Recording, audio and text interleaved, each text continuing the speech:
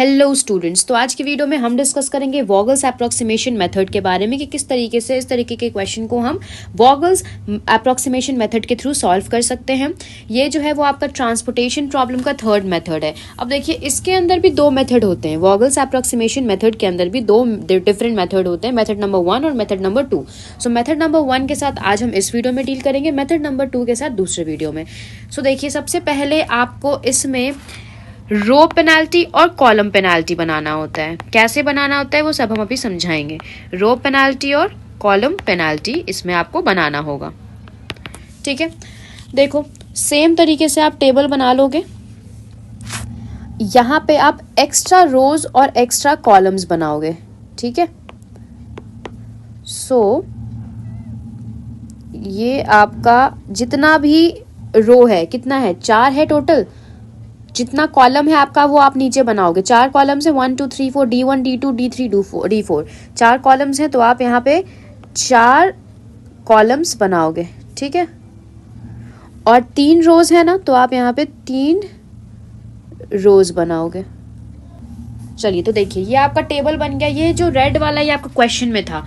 अब इससे हमने आपको ये दोबारा बनाना है, ठीक है। मैं आपको इसी क्वेश्चन में समझा दे रही हूँ, उसके बगल में ही। आप चाहो तो आप इसको दोबारा भी बना सकते हो, आप चाहो तो क्वेश्चन के साथ अटैच करके भी बना सकते हो, कोई इशू नहीं है। अब देखो, ये आपका जो रो पेनाल्टी है उसको आप क्या लिखोगे, R1 पेनाल्टी, पहला जो रो आपका है, ठीक है। दूसरा आपका क्या हो जाएगा, R2 पेनाल्टी, और तीसरा रो आपका R3 पेनाल्टी हो जाएगा। जितना रो रहेगा, रो कितना है, 1 2 3 है, तो आप उतना ही रोज यहाँ पे बना दोगे एक्स्ट्रा। इधर कॉलम कितना है, 4 है, तो आप उतना ही कॉलम इधर बना दोगे। कॉलम को आप क्या नाम दोगे, कॉलम 1 पेनाल्टी, कॉलम 2 पेनाल्टी, और कॉलम 3 पेनाल्टी, और लास्ट कॉलम 4 पेनाल्टी आपने नाम दे दिया। अब सबसे पहले आपको रो 1 पेनाल्टी में क्या करना है कि जो आपका सबसे लोवेस्ट है, सबसे लोवेस्ट माइनस सेकेंड लोवेस्ट आपको कर देना है इसमें, ठीक है, उस रो में। तो अगर आप इस S1 वाले रो में देखो तो इसमें सबसे लोएस्ट सप्लाई और डिमांड को आपको यहाँ पे काउंट नहीं करना है। ओके, एक सबसे इंपॉर्टेंट चीज़ हम यहाँ पे भूल गए थे कि आपको पहले ये चेक करना है कि ये आपका प्रॉब्लम बैलेंस्ड है या अनबैलेंस्ड है। तो आपका प्रॉब्लम जब आप ऐड करोगे तो ये आपका सप्लाई 34 आएगा और डिमांड भी आपका 34 आएगा।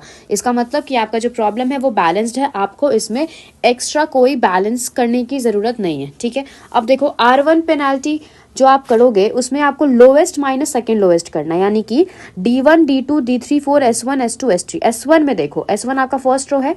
S1 में देखो सबसे छोटा कौन सा है, S1 में सबसे छोटा 10 है, और उसके बाद सबसे छोटा कौन है, 30 है, सॉरी 19 है। सबसे छोटा 10 है, 10 के बाद सबसे छोटा 19 है, तो यहाँ पे आप क्या करोगे, 10 माइनस 19। ठीक है, माइनस में आपको नहीं लिखना है, ठीक है, या आप पॉजिटिव में ही लिखोगे। आप चाहो तो आप इसको ऐसे समझ लो कि 19 माइनस 10 आपको करना है, ठीक है। 19 माइनस 10 करोगे तो कितना आएगा, 9 आएगा, तो आपका यहाँ पे 9 हो जाएगा। नेक्स्ट पे आते हैं। नेक्स्ट देखो, S2 में सबसे छोटा कौन है, 30, और उसके बाद 40, उससे थोड़ा बड़ा। तो अब 30 को हटाने के बाद कैसे समझना है, यहाँ पे देखो, सबसे छोटे वाले को पिक कर लो, फिर सबसे छोटे को भूल जाओ, फिर उसके बाद नेक्स्ट सबसे छोटा जो है वो आप पिक करोगे। तो 30 और 40 है, तो आप 40 माइनस 30 कर दो, 10 आ जाएगा, ठीक है। 40 माइनस 30 आपने किया, आपका यहाँ पे 10 आ गया। नेक्स्ट S3 में देखो, सबसे छोटा 8 है, 8 के बाद 20 है, ये वाला 8 के बाद 20, तो आप कितना यहाँ पे लिखोगे, यहाँ आप 12 लिखोगे, ठीक है। सिमिलरली आप कॉलम के साथ भी सेम चीज़ करोगे। इसको हम यहाँ पे इरेज कर देते हैं ताकि आपको किसी भी तरीके का कंफ्यूजन ना हो। सिमिलरली आप कॉलम के साथ सेम केस करोगे।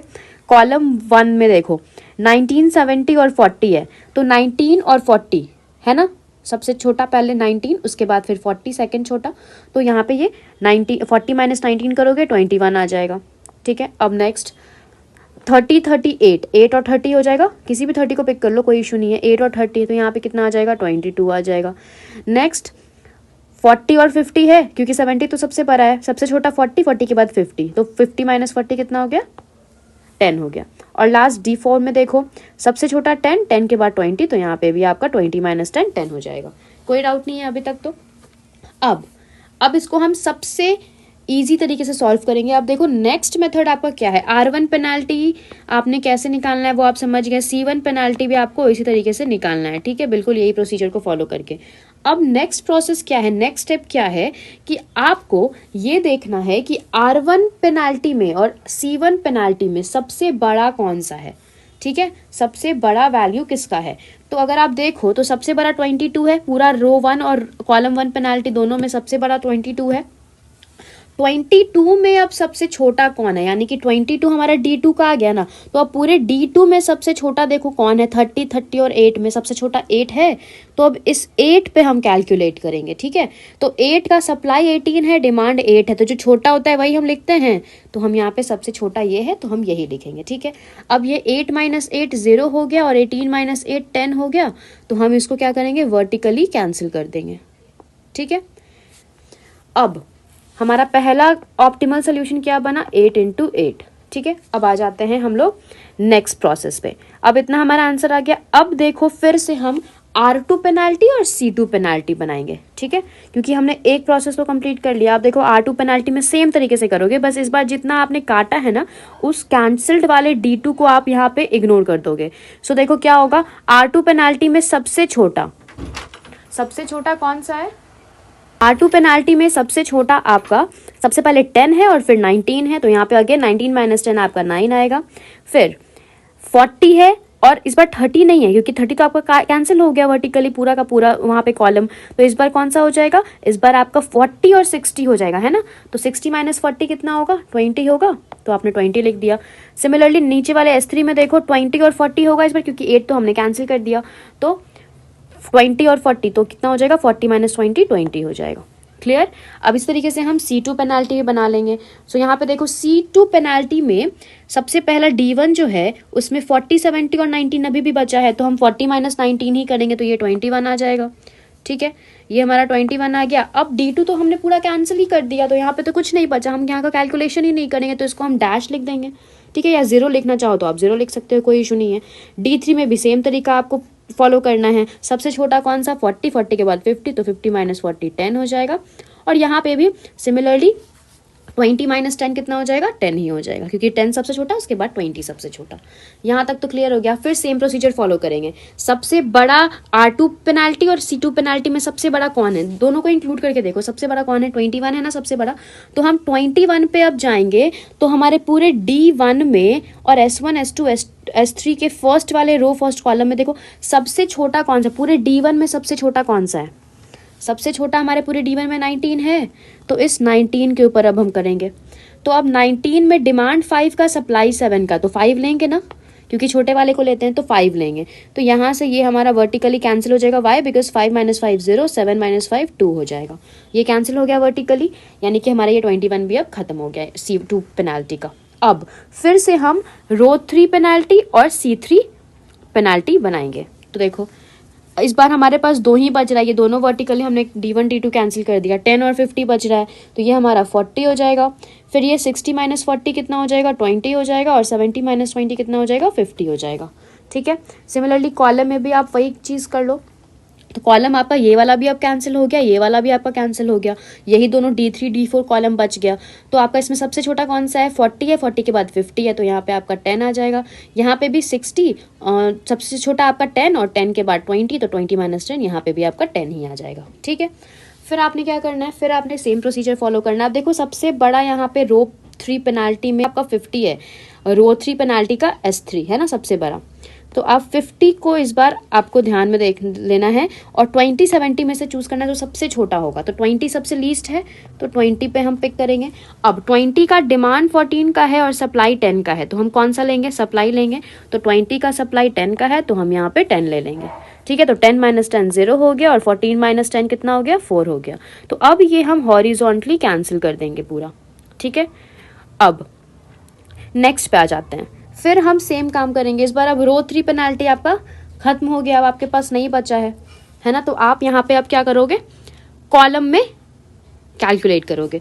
सो देखो आपका कॉलम में 50 और 40 रह गया है, तो ये आपका 10 ही हो जाएगा, बाकी दोनों डैश डैश हो जाएंगे। और यहाँ पे भी, यहाँ पे इस बार आपका 60 और 10 है, तो 60 - 10 कितना हो जाएगा, 50 हो जाएगा, ठीक है। फिर से कैलकुलेट करो।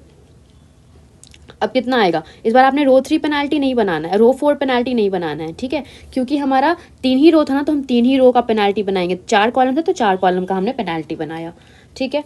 अब देखो इस बार सबसे बड़ा कौन सा है, ये सारा हमने कैंसिल कर दिया। इस बार सबसे बड़ा हमारा D4 यानी C4 पेनाल्टी है। तो ये 50 में अगर आप देखोगे तो सबसे छोटा 10 है, तो ये वाले 10 पे इस बार हम करेंगे। तो इस बार 10 पे सप्लाई 2 का है, डिमांड 4 का है, तो ऑब्वियसली हम 2 को लेंगे। 2 को लेंगे तो ये 2 - 2 0 हो जाएगा, 4 - 2 2 हो जाएगा। तो ये हम इस तरीके से कैंसिल कर देंगे हॉरिजॉन्टली। अब हमारे पास बच कौन कौन सा गया ये देख लो। हमारे पास 40, 60 और 9 बच गया है ना। तो 40 का कितना सप्लाई है, 9 का, और कितना डिमांड है, 7 का। तो हम 7 लेंगे इस पे, तो 40 पे हम 7 लेंगे और इसको हम इस तरीके से काट लेंगे और 9 को हम 9 - 7 2 कर देंगे, ठीक है। 60 पे हम कितने का लेंगे, 60 पे हम 2 का लेंगे, क्योंकि 60 पे डिमांड हमारा 2 का है, तो यहाँ पे 60 पे हम 2 लेंगे, ठीक है। तो यहाँ पे आपने 40 पे 7, 60 पे 2 ले लिया, क्योंकि यहाँ पे आपका सप्लाई भी इस बार 2 का है, डिमांड भी 2 का है, तो आप 60 पे 2 लोगे और कैंसिल कर दोगे। 2 - 2 0, 2 - 2 0, ठीक है। अब देखो कितना आपका टोटल बन रहा है ऑप्टिमल सॉल्यूशंस। पहला आपने 8 × 8 बनाया, फिर देखो सेकेंड नंबर आपका 19 × 5 हो गया, फिर थर्ड नंबर आपका 10 × 2 हो गया, फोर्थ नंबर आपका 40 × 7 हो गया, फिफ्थ आपका 60 × 2 हो गया, सिक्स्थ आपका 20 × 10 हो गया, और दैट्स इट। 1 2 3 4 5 6 है ना टोटल। अब इसको चेक कर लेते हैं हम कि हमारा सही है या नहीं। तो उसके लिए कौन सा फॉर्मूला है, m + n - 1। m कितना, टोटल रो हमारा यहाँ पे 3 है और टोटल कॉलम हमारा 4 है, -1 करेंगे, 7 - 1 = 6। तो 6 आना चाहिए और 6 हमारे पास आया भी है। अब आप इन सारे को ऐड कर लो, 8 × 8 कर लो, फिर 19 × 5 कर लो, 20 × 10 कर लो, 10 × 2 कर लो, 40 × 7 और 60 × 2 कर लो। तो जब आप इन सबको ऐड करोगे तो ये आपका आंसर आ जाएगा 779, और यही आपका फाइनल आंसर हो जाएगा, और यही आपका वॉगल्स अप्रोक्सीमेशन मेथड का सल्यूशन हो जाएगा, ठीक है। ये आपका मेथड नंबर 1 था। अब इसको कैसे अनबैलेंस प्रॉब्लम में करना है, फिलहाल तो ये क्वेश्चन बैलेंस था तो हमने बैलेंस तरीके से समझा। अब इसको किस तरीके से हम अनबैलेंस में सॉल्व करेंगे और मेथड नंबर 2 को भी किस तरीके से करना है, ये सारे चीज़ों को हम समझेंगे, ठीक है। तो अभी फिलहाल आप इतना समझो। यहाँ पे अगर आपको इस वीडियो में कोई डाउट है तो डू कमेंट में in the comment box below, I try to solve your queries, and then next video में हम मेथड नंबर 2 भी करेंगे और साथ ही साथ एक अनबैलेंस प्रॉब्लम भी पिक करके उसको सॉल्व करेंगे। Okay, thank you.